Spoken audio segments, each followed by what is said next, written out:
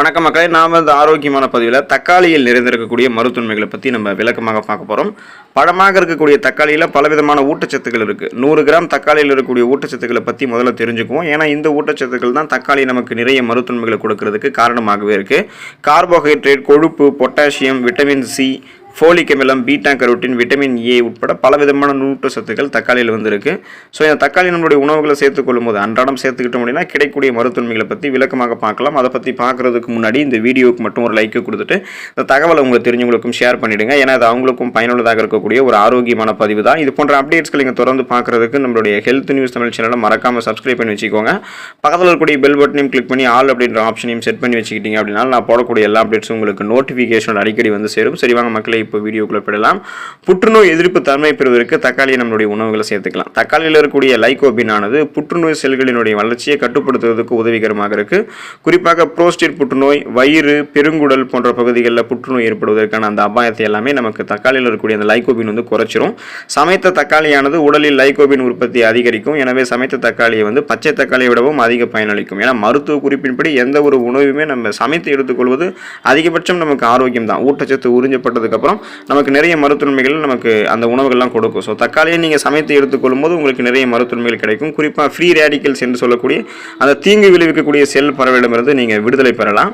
விட்டமின்கள் மற்றும் தாதுக்கள் இருந்தது தக்காளி பழம். தக்காளியானது தினமும் நமது உடலுக்கு தேவையான அளவில் விட்டமின் சியை வந்து கொடுக்குது. ஸோ அந்த விட்டமின் சி என்று சொல்லக்கூடிய உயிர் சத்தை கொடுக்குது.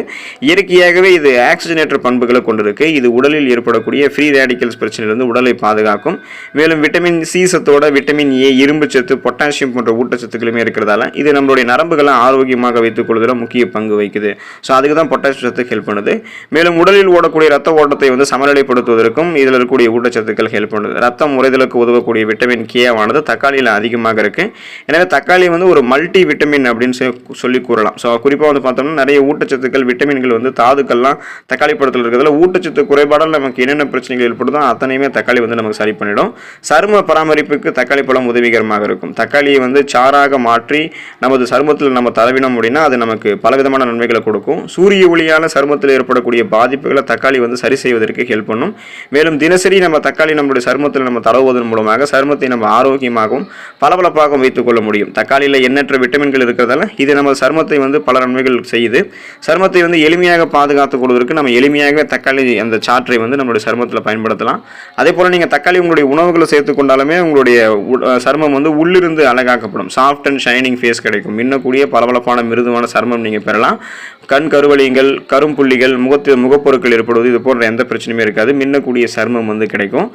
நீரிழிவு நோயை நிர்வகிக்கிறதுக்கு தக்காளி ஹெல்ப் பண்ணும். ஸோ நமக்கு வந்து பார்த்தோம்னா டைப் 2 சுகர் பேஷண்ட்டாக நீங்கள் இருந்தீங்கன்னா உங்களுடைய ரத்தத்தில் இருக்கக்கூடிய சர்க்கரையினுடைய அளவை வந்து தக்காளியில் இருக்கக்கூடிய நன்மைகள் வந்து அதன் மூலமாக உங்களுக்கு வந்து கண்ட்ரோல் ஆகும். டைப் 2 நீரிழிவு நோயால் ஏற்படக்கூடிய சிக்கலான வீக்கம், திசு சேதம் போன்ற பிரச்சனைகளால் உங்களுக்கு சர்க்கரை வள்ளி குறிப்பாக வந்து நீங்கள் இந்த தக்காளி எடுத்துக்கொள்ளும் சர்க்கரை நோய் வந்து உங்களுக்கு சரியாயிடும். ஸோ குறிப்பாக எலியின் மீது மேற்கொள்ளப்பட்டிருக்கக்கூடிய ஒரு ஆய்வின் மூலமாக இதை கண்டுபிடிச்சிருக்காங்க.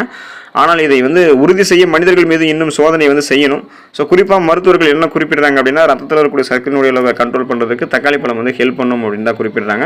ஸோ பிளட்டில் சுகருடைய அளவை கண்ட்ரோல் பண்ணிக்கிறதுக்கு தக்காளி பழத்தை நீங்கள் எடுத்துக்கலாம். குறிப்பாக வந்து உங்களுக்கு இப்போ இருந்தே சுகர் ப்ராப்ளம் வரக்கூடாதுன்னா நீங்கள் இப்போ இருந்தே தக்காளி பழத்தை எடுத்துக்கலாம். புகைப்பிடிக்கிறதால ஏற்படக்கூடிய பிரச்சனைகளை சரி செய்யறதுக்கு தக்காளி பழத்தை எடுத்துக்கலாம். தக்காளி வந்து உண்பதால் புகைப்பிடிக்கக்கூடிய பழக்கத்தை விட முடியும் அப்படின்னு சிலர் வந்து நினைக்கிறாங்க. அது தவறு. புகைப்பிடிக்கிறதால உடலில் ஏற்படக்கூடிய பாதிப்பு குறைக்கிறதுக்கு தான் தக்காளி பழம் ஹெல்ப் பண்ணுது. ஸோ தக்காளியில் வந்து குமரிக் அமிலம், குளோரோஜெனிக் அமிலம் எல்லாம் இருக்குது. இது வந்து சிகரெட் புகையால் உடலுக்கு ஏற்படக்கூடிய பாதிப்புகளிலிருந்து நமக்கு உடலை வந்து பாதுகாக்கும். ஸோ குறிப்பாக வந்து பார்த்தோம்னா நமக்கு அந்த புகைப்பிடிக்கக்கூடிய எண்ணமெல்லாம் போய்டும் நினைக்காதீங்க.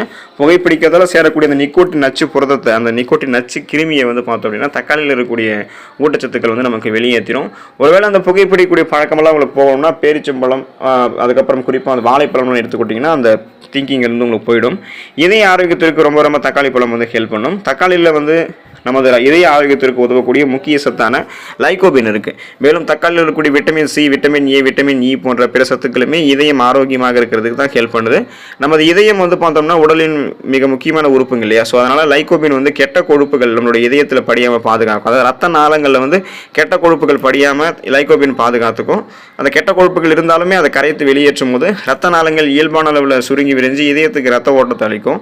இதனால் மாரடைப்பு, பக்கவாதம் போன்ற பிரச்சனை இருக்காது. So BP problem, sugar problem இந்த மாதிரி எந்த பிரச்சனையுமே இல்லாமல் தொடர்ந்து நீங்கள் தக்காளி எடுத்துக்கொள்ளும் கொழுப்புகள் குறைக்கப்பட்டு ரத்த நாளங்கள் வழியாக ரத்த ஓட்டம் இதயத்திற்கு வந்து சீராக கிடைக்க ஆரம்பிக்கும். இதய துடிப்பு சீராக இருக்கிறதால மாரடைப்பு, பக்கவாதம் போன்ற பிரச்சனைகள் இல்லாமல் இதயம் பன்மடங்கு பலமாக இருக்கிறதுக்கு தக்காளி பழம் ஹெல்ப் பண்ணும். நம்ம அன்றாட உணவுகளை நம்ம தக்காளி வந்து சேர்த்துக்கிட்டே தான் இருப்போம். ஏன்னா நம்மளோட சமையல் அறையில் மிக முக்கிய பங்கு வகிக்கக்கூடியது தான் தக்காளி பழம். தொடர்ந்து உணவுகள்லாம் தக்காளியை பயன்படுத்திட்டே இருங்க. அதில் கூடிய ஊட்டச்சத்துக்களை பெற்று நலமோடு வாழுங்க. அடுத்த ஆரோக்கியமான பதிவில் மறக்காமல் சந்திப்போம். நன்றி மக்களே.